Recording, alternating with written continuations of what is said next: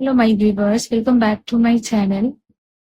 Last video में हमने कुछ टॉपिक्स देखे थे यूनिट 4 बिजनेस फाइनेंस के। आज उस टॉपिक को कंटिन्यू करेंगे। उसके कुछ पॉइंट्स किए थे। फर्स्ट पॉइंट हमने किया था और आज ये सेकंड पॉइंट से करेंगे, नेट ऑपरेटिंग इनकम अप्रोच से। ठीक है, तो चलिए स्टार्ट करते हैं। नेट ऑपरेटिंग इनकम अप्रोच क्या है? Net operating income NOI approach advocated by David Durand. ठीक है, इसे किसने दिया था? तो डेविड डोरान ने। This approach is opposite to the net income approach. ठीक है, ये नेट इनकम अप्रोच जो हमने पहले पढ़ा उसके अपोजिट है ये approach. This approach consider that the capital structure decision is irrelevant for the value of the firm. इसके कुछ assumptions है। assumptions of this approach, cost of debenture is less than equity। ठीक है, इसमें cost of debenture जो है वो equity से कम होता है। Risk perception of lenders do not change, ना ये चेंज नहीं हो सकता रिस्क परसेप्शन लेंडर्स के। And no corporate tax. ठीक है, इसमें कोई कॉर्पोरेट टैक्स नहीं होता। तो ये इसके assumptions हो गए। और फिर एक्सप्लेनेशन में हम देखेंगे द नेट ऑपरेट, इसको कुछ और अच्छे से देखेंगे, डीपली समझेंगे। The net operating income approach advocates that the cost of equity, जिसे हम डिनोट करते हैं KE से, increases with the increase in the financial leverage। ठीक है, this is due to, एक second, this is due to increased risk assumed by the equity shareholders due to the use of more debenture by the firm। ठीक है, किस reason से होता है ये? तो इक्विटी शेयर एंड डिवेंचर का ज्यादा यूज होना। ठीक है, फॉर्म में डिवेंचर का ज्यादा यूज होने से ये होता है ये approach. And to compensate for increased risk, shareholder would expect a higher rate of return on their investments. As such, the cost of equity increases as a result of increased financial leverage। चलिए next देखते हैं। Whereas the cost of debenture KD remains constant as the financial risk of lenders is not affected। ठीक है, cost of debenture जो है वो constant ही रहता है एंड फाइनेंशियल रिस्क जो है लेंडर्स के वो उसमें कोई अफेक्ट नहीं होता। Therefore, the advantage of using the cheaper sources of funds means the debenture is exactly offset by the increased cost of equity। Okay. Next है traditional approach। The traditional approach establishes a compromise or a midway between the net income approach and the net operating approach। ठीक है, दोनों का midway है ये। ठीक है, traditional approach। The crust of traditional approach is that through judicious use of debenture, a firm can reduce its overall cost of capital and can increase the value of the firm। The rationale behind this view is that debenture is relatively cheaper source of funds are compared to equity shares. However, it occurs within a reasonable limit of debenture. If the proportion of debenture is increased beyond a certain point of overall cost of capital starts increasing and firm's market value begins to decline. Okay. Thus, an optimum capital structure exists and it occurs at the degree of financial leverage, whereas overall cost of capital is minimum and the value of the firm is maximum। ठीक है, इस condition पे optimum capital structure exist होता है ना। Thus, under this approach 3 stages are occur। ठीक है, इसमें ये 3 stages होते हैं इस अप्रोच में। देख लिया आपने 3 stages। अब है फिर नेक्स्ट है द मोदी-ग्लानी मिलर अप्रोच ना। The Modigliani Miller approach is similar to the net operating income approach. Net operating income approach के जैसा ही होता है ये, व्हेन टैक्सेस आर इग्नोर्ड ना, जहाँ पे टैक्सेस को इग्नोर किया जाता है। The theory proves that there is no relationship between the capital structure decision and the value of the firm. है ना, दोनों में कोई रिलेशन नहीं होता है ना। इस थ्योरी में ये पता चलता है, ये प्रूफ होता है कि इन दोनों में कोई रिलेशन नहीं है and its overall cost of capital। However, it is an improvement over the net operating income approach as it provides the behavioral justification for the contention that capital structure decision is not related to overall cost of capital। Okay. फिर है the Modigliani Miller approach when the taxes are ignore, ठीक है, किस condition पे, जब taxes ignore किया जाए उस कंडीशन पे मोदिग्लानी मिलर अप्रोच को देखेंगे. The theory propounds that a change in capital structure means debt equity ratio does not affect the overall cost of capital and the total value of the firm. ठीक है, इसमें ये overall cost of capital को and total value of the firm को affect नहीं करता है. The reason behind the theory is that although the debenture is cheaper to equity, with the increased use of debenture as a sources of finance, the cost of equity increases, and this increase in the cost of equity affects the advantage of the low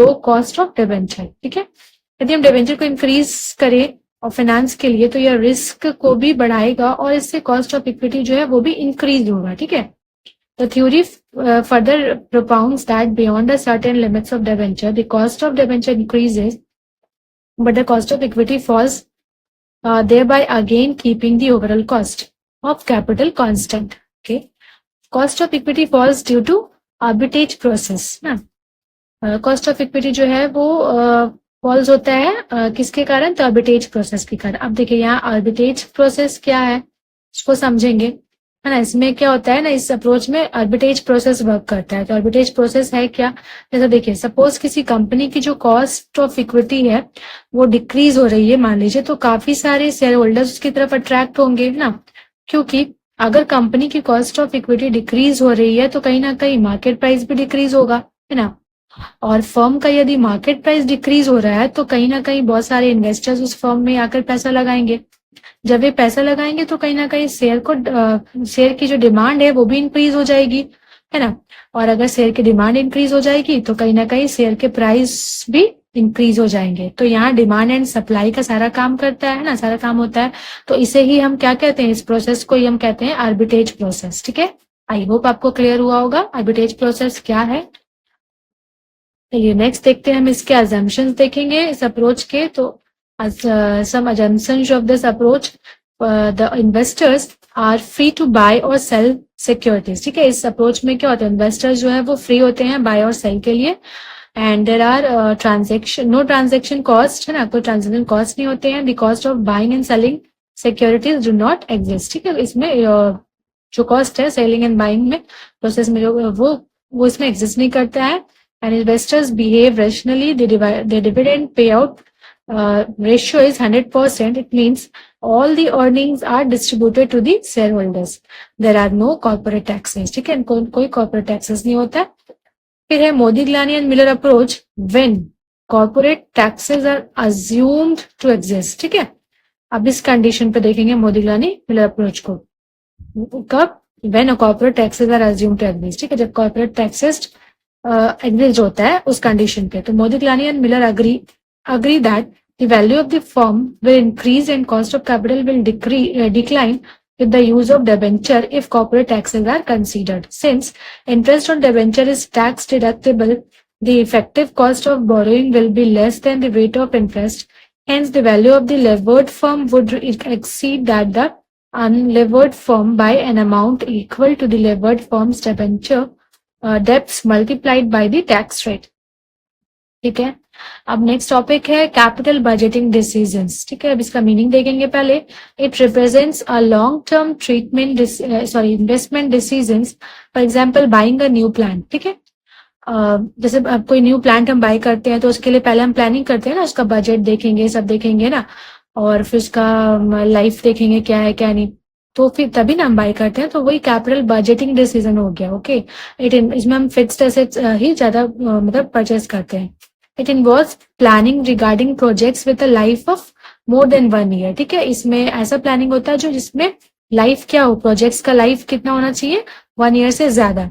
It includes both raising of long-term funds as well as their utilization. It is the decision-making process by which the firms evaluate the purchase of major fixed assets. अब इसके कुछ important objectives है. ठीक है, capital budgeting के क्या क्या है देखिए.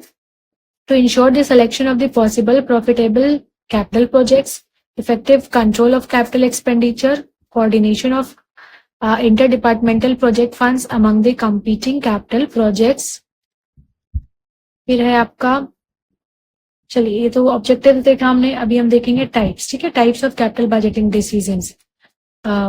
फर्स्ट है accept reject decision. This is the major decision in capital budgeting. If the project is accepted the firm would invest in it, ठीक है, अगर प्रोजेक्ट एक्सेप्ट हो जाए तो फर्म को उसमें इन्वेस्ट करना पड़ेगा। फिर ना, जब हम प्रोजेक्ट एक्सेप्ट कर ले कि हाँ हमें ये खरीदना है, ये बनाना है, तो फिर उसमें इन्वेस्ट भी तो करना होगा ना। तो ये एक्सेप्ट रिजेक्ट डिसीजन हो गया, जो कि बहुत इंपॉर्टेंट होता है।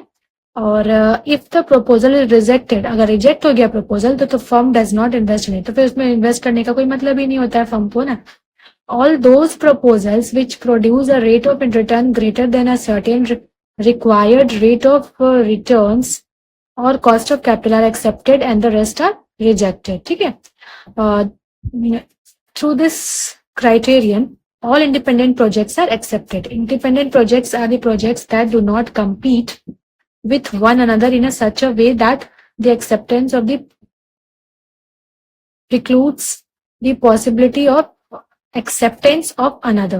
Okay.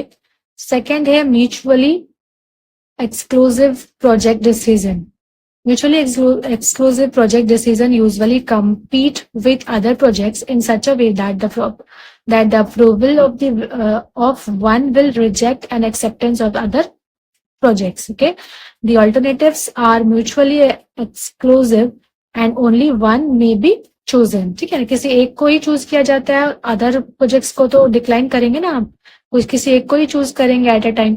And capital rationing decision क्या है, तो capital rationing decision is applicable when in a situation where the firm has unlimited funds, ठीक है, जब फर्म के पास अनलिमिटेड फंड्स है। All independent investment personal yielding returns greater than some predetermined level are accepted. Nevertheless, this situation does not succeed in most of the business firms in actual practice. ठीक है, बहुत सारे firm में ये जो capital rationing decision है ये नहीं लिया जाता है, ठीक है, ये इसका यूज उतना नहीं होता है सारे फर्म में, because they have a fix capital budget. क्योंकि हर कंपनी के, हर फर्म के पास तो फिक्स कैपिटल बजट होगा ना, ऐसा थोड़ी कि अनलिमिटेड बजट होता है सबके पास, है ना। तो इसका ज्यादा यूजेस नहीं होता है इस डिसीजन का। तो इस वीडियो में हम यहीं तक रहने देते हैं, फिर नेक्स्ट वीडियो में हम करेंगे कैपिटल बजटिंग टेक्निक्स। ओके, तो आज इस वीडियो को यहीं एंड करते हैं। फिर अगर आपको मेरी वीडियो पसंद आ रही होगी तो प्लीज लाइक जरूर कर दीजिएगा। चैनल पे नए हो तो सब्सक्राइब करना बिल्कुल ना भूलें, और वीडियो को ज्यादा से ज्यादा शेयर कीजिएगा सो दैट औरों को भी हेल्प मिल सके। और चलिए, मिलती हूँ मैं नेक्स्ट वीडियो में ना, इस टॉपिक को और कंटिन्यू करेंगे, इस यूनिट को कंप्लीट करने की कोशिश करूंगी। एक दो वीडियो में ये एंड हो जाएगा, बहुत सारे टॉपिक्स है ना, तो मतलब एक में कर पाना ऐसा पॉसिबल नहीं है। ठीक है, तो आप और हाँ, अगर आपको नोट्स बाय करने हैं तो नोट्स में पीडीएफ के रूप में अगर आपको नोट्स बाय करने हैं तो आप कमेंट करके जरूर बताना। ओके, तो मिलती हूँ नेक्स्ट वीडियो में मैं। Till then take care, bye bye and thanks for watching. Thank you so much.